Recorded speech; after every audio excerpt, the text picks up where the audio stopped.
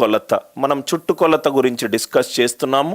ఇది ఏ, ఇది బి, ఇది సి, ఇది స్మాల్ ఏ, ఇది స్మాల్ బి, ఇది స్మాల్ సి, ఏబిసి. అందరికీ అర్థమవుతుంది కదా సార్? ఏమైనా డౌట్స్ ఉన్నాయా? రైట్.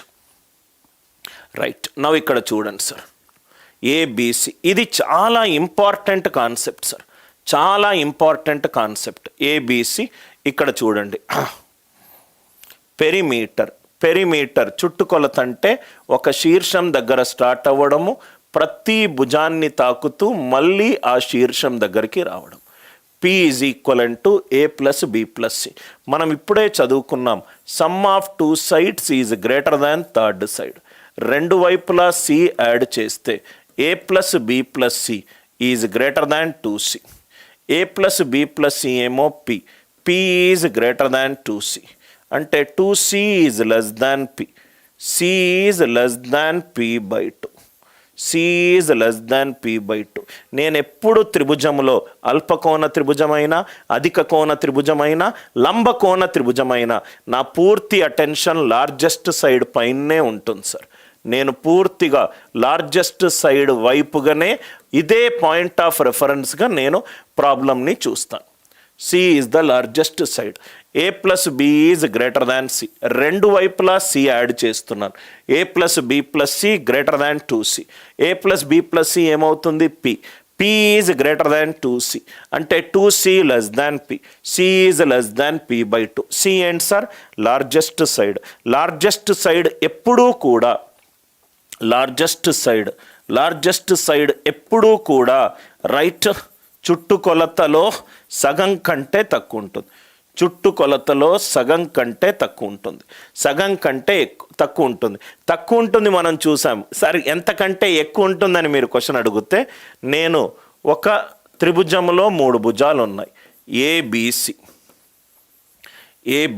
ఇప్పుడు ఏబిసి అనేవి 3 భుజాలు, ఏబిసి అనేటి 3 భుజాలు. నవ్వు ఇక్కడ చూడండి సార్, ఏబిసి అనేటి 3 భుజాలు. నవ్వు ఇక్కడ మీరు చూస్తే ఆ 3 భుజాలు ఈక్వల్ కావచ్చు. 3 భుజాలు 3 ఈక్వల్గా ఉండొచ్చు, ఏదైనా 2 ఈక్వల్గా ఉండొచ్చు, ఆర్ 3 అన్ఈక్వల్గా ఉండొచ్చు.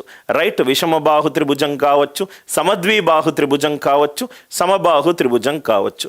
అంటే A less than or equivalent to B less than or equivalent to C. Cని లార్జెస్ట్ సైడ్ అని అనుకుంటున్నా. ఏదైనా 3 వాల్యూలు, మీకు నోటికి వచ్చిన 3 వాల్యూలను తీసుకోండి. 3, 4, 7. 3 less than 4 less than 7. 4, 4, 9. 4 equivalent to 4 less than 9. ఏదైనా 3 నంబర్లు మీరు నోటికి వచ్చింది తీసుకుంటే అది రైట్ కింద నుంచి పెద్ద ఆర్డర్లో అయినా ఉంటుంది, లేకుంటే 3 ఈక్వల్గా అయినా ఉంటాయి, 2 ఈక్వల్గా అయినా ఉంటుంది. A less than or equivalent to P less than or equivalent to C. P is equivalent to A plus B plus C. Only నేను లార్జెస్ట్ భుజం వైపు మాత్రమే చూస్తాను. A is less than or equivalent to C, B is less than or equivalent to C, C is less than or equivalent to C. A C కంటే తక్కువ, B C కంటే తక్కువ. P is less than or equivalent to 3C. అంటే 3C is greater than or equivalent to P. అంటే C is greater than or equivalent to P/3 or P/3 less than or equivalent to C. చాలా important points, చాలా important point. P/3 less than or equivalent to largest side. P/3 less than or equivalent to largest side. ఎప్పుడూ కూడా right చుట్టుకొలతే ఇచ్చినప్పుడు C గనక largest side అవుతే largest side తీసుకునే వాల్యూలు ఏంటి sir? P/3 less than or equivalent to C less than P/2. చాలా important point. P అనేది ఏంటి? Perimeter. P/3 less than or equivalent to C less than P/2. చాలా ఇంపార్టెంట్ పాయింట్. C అనేది largest side. C అనేది largest side. C అనేది largest side. C largest side కనుక అవుతే C largest side వాల్యూలు చుట్టుకొలత ఇచ్చినప్పుడు ఏ వాల్యూల మధ్యలో ఉంటుంది? P/3 less than or equivalent to C less than P/2. p/3 less than or equivalent to c less than p/2. p ఏంటి sir? చుట్టుకొలత. చాలా ఇంపార్టెంట్ పాయింట్ సార్, చాలా ఇంపార్టెంట్ పాయింట్. దీని మీద కొన్ని ఎగ్జాంపుల్స్ ఇద్దాం. ఇది మీకు అర్థమైంది కదా sir? A less than or equivalent to B less than or equivalent to C అని ఎందుకు వేసాను?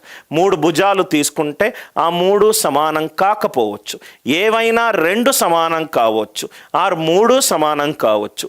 ఏ equivalent to B equivalent to C కావచ్చు, A equivalent to B not equivalent to C కావచ్చు, A less than B less than C కావచ్చు. ఈ point అందరికీ అర్థమైందా? చుట్టుకొలత ఇచ్చినప్పుడు భుజములో అత్యధికమైన భుజము ఎప్పుడూ కూడా p/3 less than or equivalent to c less than p/2 మధ్యలో ఉంటుంది, మధ్యలో ఉంటుంది. క్వశ్చన్, పిని నేను చుట్టుకొలత అంటున్నాను సార్. p అనేది చుట్టుకొలత 20 యూనిట్స్, c అనేది లార్జెస్ట్ సైడ్, c అనేది లార్జెస్ట్ సైడ్. అలాంటప్పుడు c గనక సహజ సంఖ్య తీసుకుంటే c ఏ వాల్యూలు తీసుకుంటుంది, c ఏ వాల్యూలు తీసుకుంటుంది. p అనేది 20 యూనిట్స్. p ఏంటి సార్? పెరిమీటర్. ఇక్కడ నేను 2s బదులు p అనేది యూజ్ చేస్తున్నాను. p అనేది పెరిమీటర్, p అనేది పెరిమీటర్, p అనేది పెరిమీటర్. చుట్టుకొలత గనక త్రిభుజం యొక్క చుట్టుకొలత 20 యూనిట్లు ఇచ్చాడు. రైట్, 3 భుజాల్లో అత్యధిక భుజము c అన్నాడు. c సహజ సంఖ్య తీసుకుంటే ఏ వాల్యూలు తీసుకుంటుంది? మనకు కండిషన్ ఏంటి sir? p/3 less than or equivalent to c less than p/2. p/3 less than or equivalent to c less than p/2. p అంటే 20, 20/3 less than or equivalent to c less దాన్ 20/2. 20/2 అంటే ఇది 6.66 less than or equivalent to c less దాన్ 10. అంటే c 7 తీసుకోవచ్చు, 8 తీసుకోవచ్చు, 9 తీసుకోవచ్చు. 7, 8, 9, 7, 8, 9. ఈ question అందరికీ అర్థమైందా? అర్థం అవుతే ఇంకో క్వశ్చన్ మీకు ఒక మాక్ పేపర్లో పెట్టాను. p అనేది 100 యూనిట్లు, p అనేది చుట్టుకొలత, c అనేది ఉన్న భుజాల్లో అత్యధిక భుజము, అత్యధిక భుజము. c గనక సహజ సంఖ్య తీసుకుంటే c మినిమం వాల్యూ ఎంత తీసుకుంటుంది? c మినిమం వాల్యూ ఎంత తీసుకుంటుంది?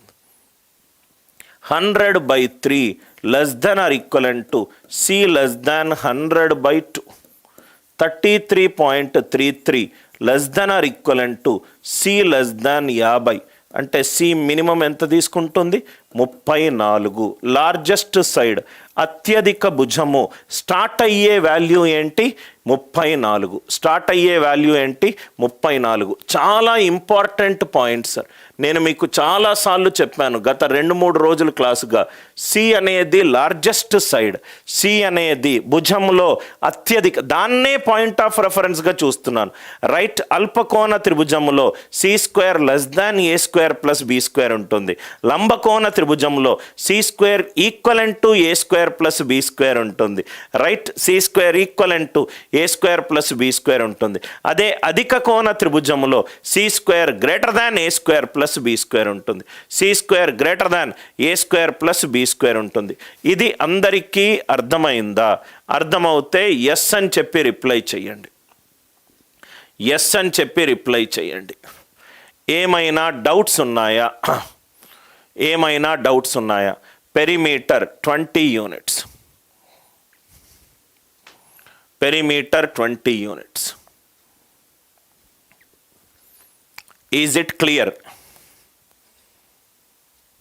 100/3. సి p/3 కదా, p/3 కదా క్వశ్చన్లో ఇచ్చింది. p ఎంత ఇచ్చాడు? 100. 100/3 వీణ. 100/3 ఎంత? 33.33. 33.33 less than or equivalent to c less than 50. c minimum ఎంత? 33.33. సహజ సంఖ్య కాదు కాబట్టి డెసిమల్ తర్వాత వచ్చే c సహజ సంఖ్య అన్నాడమ్మా ఇక్కడ.